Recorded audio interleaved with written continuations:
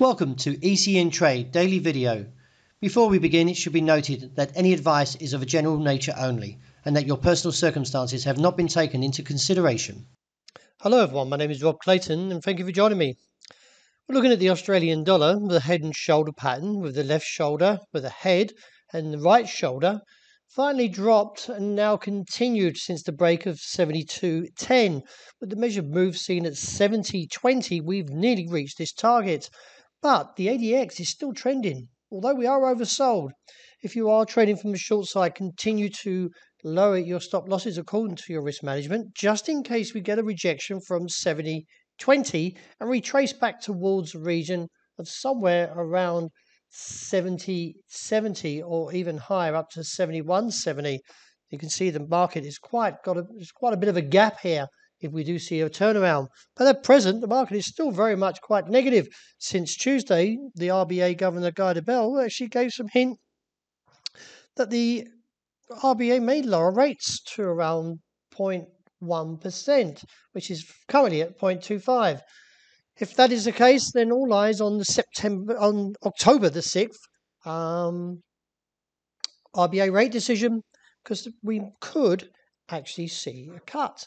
That is what the analysts are expecting. There's been much speculation in the newspapers about it. Nevertheless, the market has got quite jittery and quite dovish in terms of the RBA, and therefore the bears have increased the downside. But from a technical point, we did break the 72.10, gave us a measured move. We're there. So from a technical point, I do anticipate a little bit of profit taking, so I'd probably start trimming back my position from myself, unless you're trading from, as I say, the bear side. Continue to lower your stop losses accordingly. As the US dollar strengthens further, the market takes out the level of 117.50 and now looks towards a region of 116.60, maybe even lower down to 115.5.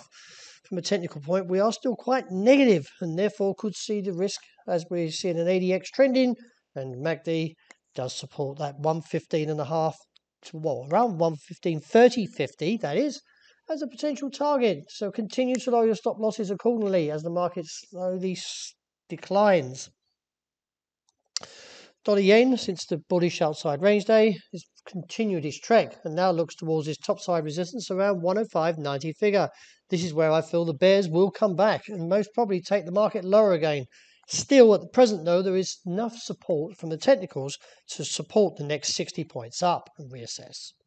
The pound has broken down further, and since taking out 127.5, we are looking further towards a target of 125 as a small downtrend, or short term, that is. We can still expect to see weakness into tonight.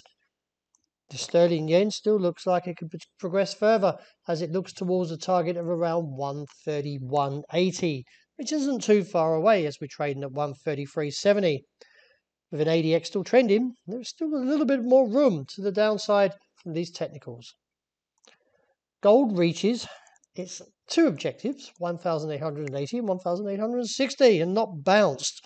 There is still room now, maybe down towards the region of 1,820 as a stretch.